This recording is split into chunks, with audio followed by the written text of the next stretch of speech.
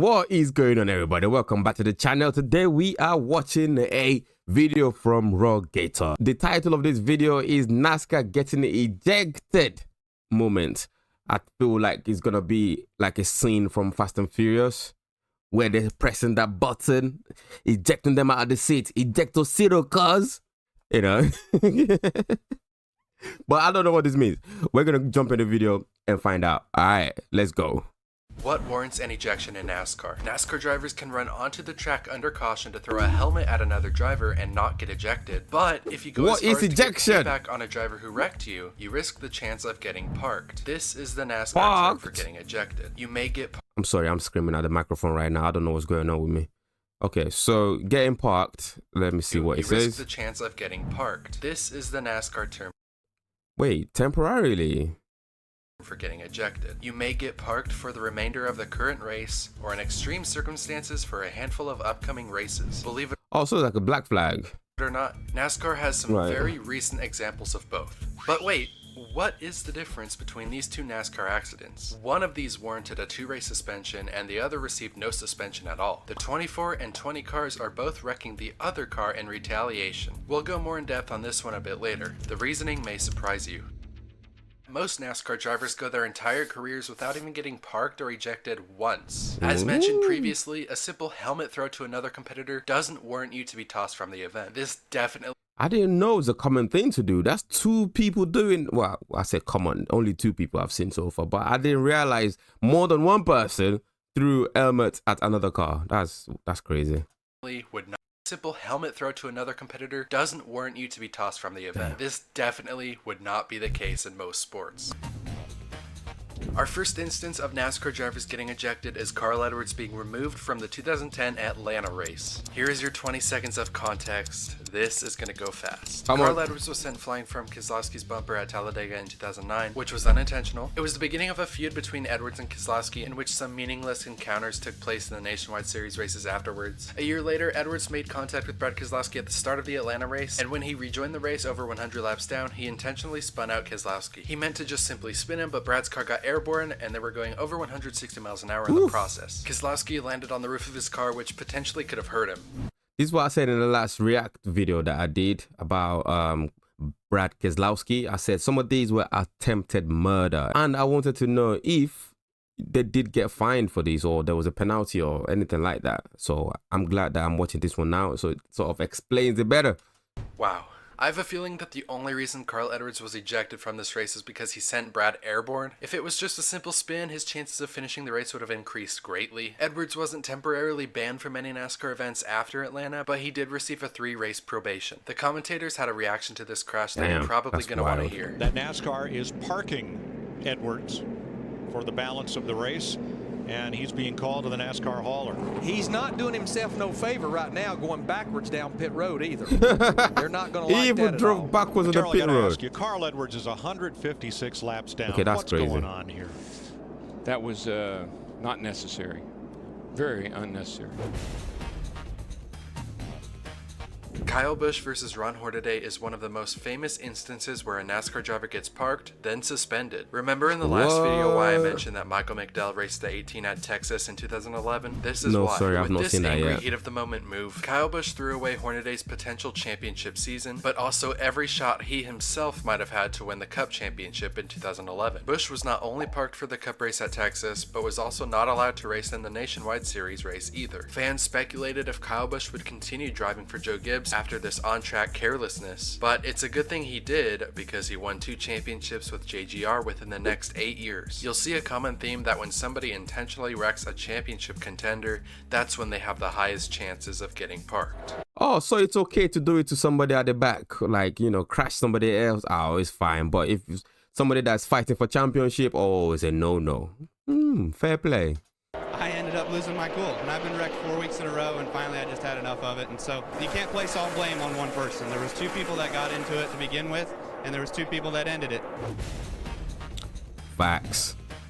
Brennan Poole gets parked for intentionally wrecking JJ Yeley at Iowa. The instigator in this series of events is JJ Yeley. He turns Poole into the outside wall for seemingly no reason. In an interview after the race, he claims he was just trying to get in line behind Brennan Poole. However, on replay, it seems as if he blatantly wrecked him. Since Poole went head on with the turn 3 wall, what better time than to get JJ Yeley back at the same part of the track and wrecking him in a nearly identical way. Obviously, Brennan Poole had to be parked for the rest of the race, likely because he retaliated at over 100 laps down, but I don't understand this. If somebody's done it one time, why don't you punish the person that did it? Why are you punishing the person that is retaliating, that is avenging himself? They need to have stopped it from the first person, not wait for the other person to commit the crime and then punish the second person. It's crazy. It's crazy. I wonder if he still would have been parked if he was racing on the lead lap. This payback can easily be passed off as justified, even if Poole still got parked. Between Johnny Sauter and Austin Hill, you could probably come to the observation that Sauter started the encounter and also ended it. It starts with a bump that Johnny Sauter gives Hill in turn 1. Hill comes back and spins the 13 truck in turn 3, which I'm not sure was justified. Either way, Sauter comes back and gets his payback for the payback under caution. Johnny Sauter was parked for the rest of Iowa and also the next race at Gateway, where he had Myatt Snyder fill in for the number 13. Oh man, he just kept sending it. He didn't care.